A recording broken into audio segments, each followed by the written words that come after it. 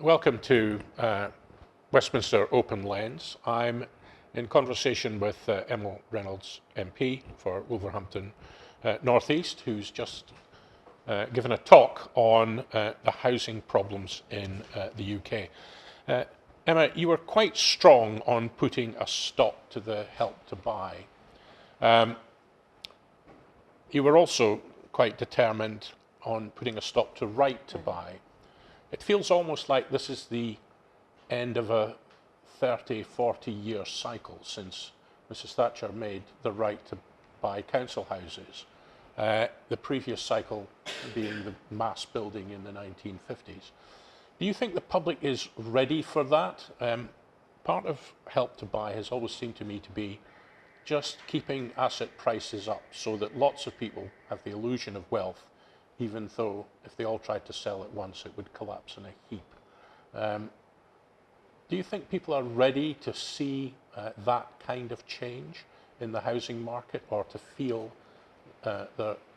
what some of them undoubtedly would feel as a threat to the position of the existing property owners? I think that there is a division, although as I said in my talk, I think it is overstated, between those who own their properties, who tend to be a bit older, not that old, I own my own property, and the younger generation who are really struggling. But there are links between those generations, because there are so many older people now helping their children with their deposit, because their children simply can't save enough, because the ratio of house prices to earnings has become so incredibly high compared to what it was 20 or 30 years ago. So I think that Britain is ready for some fundamental changes, because I think people realise that our housing market is broken and it isn't delivering the homes that we need. Of course people have vested interests, and of course people don't want to see the value of their homes plummet. But equally, I think people are concerned about the next generation, and I think that's what we've got to focus on. Right to Buy was obviously hugely popular, and in principle, I don't have a problem with Right to Buy. What I have a problem with is that we didn't use the proceeds of Right to Buy to fund the replacement of those council homes.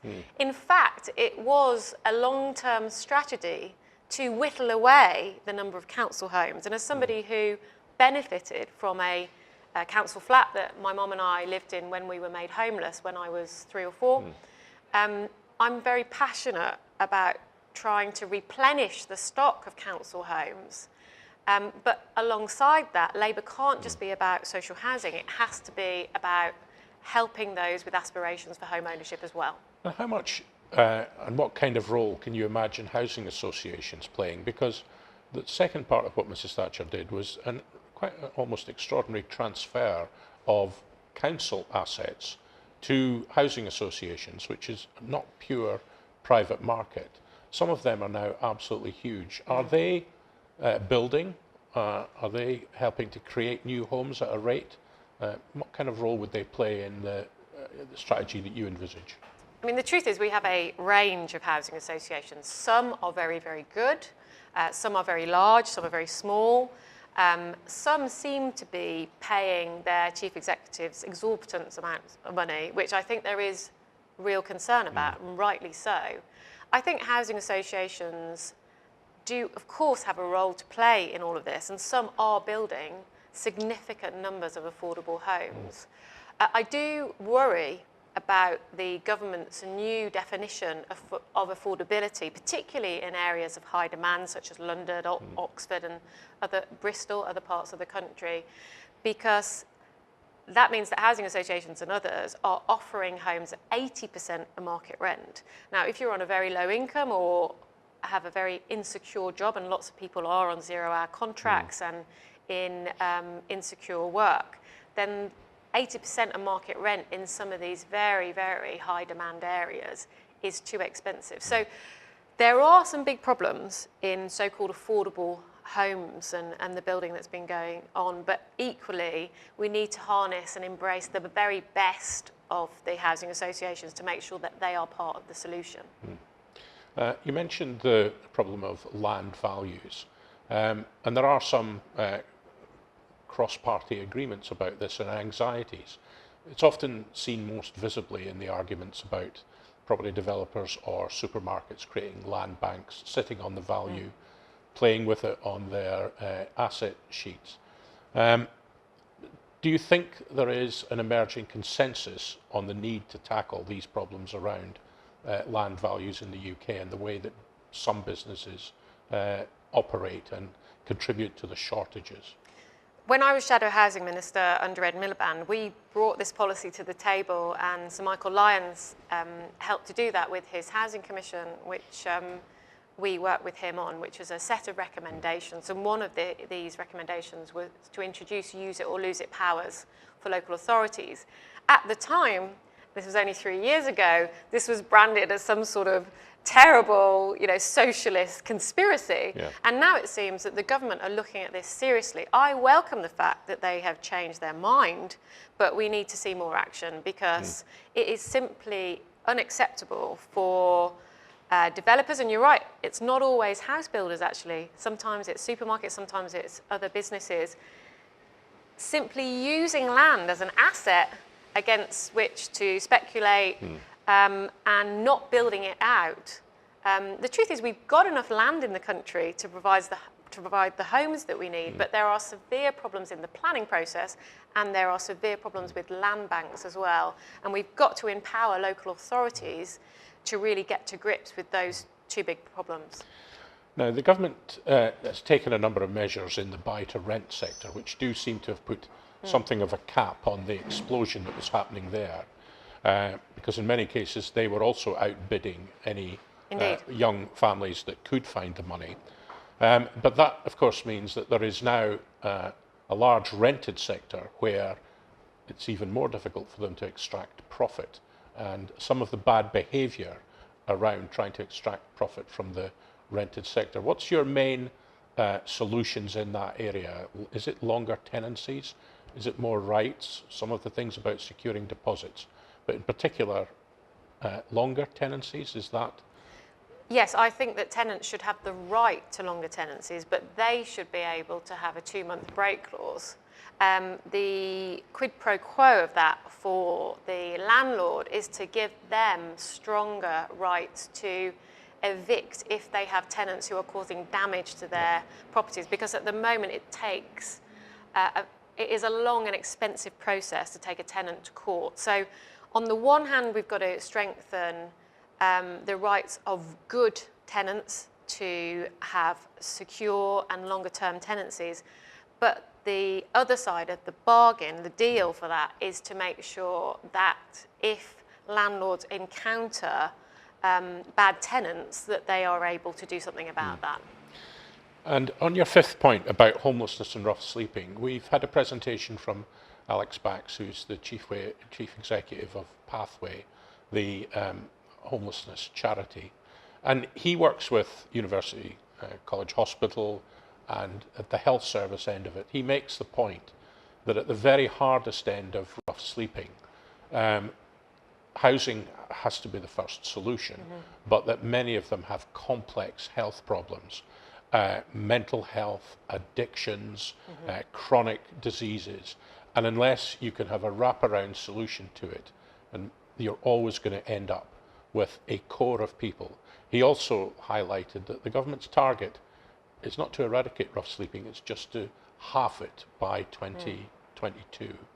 That hard end of rough sleeping on the streets, what's your view? Because Sadiq Khan and particularly Andy Burnham have set themselves very tough targets this Christmas, and everyone's watching to see if we can do something different from the usual cycle of stories that build up to Christmas. The hostels close at the end of January, and interestingly, Alex Bax says that the accident emergency people can then see an uptake from the end of February as the good work gets lost. what's your view on the rough sleeping? What interventions do you think really matter? Well, firstly, let me say that I don't talk about this just in the abstract, because when I was Shadow Housing Minister, I visited a crisis centre which helped people over the Christmas period have some comfort over Christmas. So they, in Ed Miliband's old school, strangely enough in North London, they were providing bedding and a place to sleep for rough sleepers during that period, and giving them meals. And I was able to talk to some of the homeless people there. And I've also spoken to people who are helping the homeless in my city of Wolverhampton. And it's clear that the levels of homelessness and rough sleeping aren't just about the lack of affordable homes. You're absolutely right. You can provide housing for people sleeping rough, but unless you help them to get their lives back on track, that won't be enough, and that won't work, because what I've heard anecdotally is that those who sleep rough, who are in a very, very bad place with either addiction or mental health problems, tend to club together with other people who are sleeping rough, and they are part of their comfort zone. And if you take them out of their comfort zone, which obviously is what you want to do because you want to make sure they have a roof over their heads, but if you simply do that without putting in place the support, they probably won't stay. So in fact, the cuts to local authority budgets that we have seen, and lots of these services that help with alcohol addiction, drug addiction, and also the crisis that we've got in terms of the provision of mental health care, has all fed the huge increases that we've seen in the numbers of people sleeping rough in the last few years. So you've got to get those things right to really deliver on some of these tough ambitions that, as you say, several of the mayors like Andy Burnham and Sadiq Khan have set out. You've got to deal with that end of things rather than just housing. Okay, a very challenging agenda ahead, and perhaps some big generational shifts in attitudes to housing. Indeed, I think there is a huge intergenerational problem with housing, and that's not about blaming the people who already own their own homes or somehow disadvantaging them. That's about saying we've got to have a new contract here, in a way, a new deal for younger people. Yep. It can't be right that younger people in both of the groups that Stephen talks about in the book, the communitarians and the cosmopolitans, are both finding it incredibly difficult to secure decent homes. This is very, very basic. If we don't get this right, we haven't got a hope in hell of getting all the other things that are in Stephen's book right, about how do we tackle poverty and people with severe health problems and health inequalities and education, because poor housing leads to poor outcomes in all of these other areas. If you're a child who is in temporary accommodation, or with parents who are having to move every couple of years because they're in the insecure private rented sector, that has an impact on your education. Of course it does. If you're in poor housing with problems, damp problems, for example, and other poor standards, you are more likely, of course, to have health problems. So the failure to get to grips with the housing crisis is feeding all of these other problems that, as a Labour government, we would hope to tackle. So if we don't get housing right, we won't be getting these other things right either. Emma Reynolds, thank you very much, and we look forward to the book and the chapters in it. Thanks once again. Okay, thank you.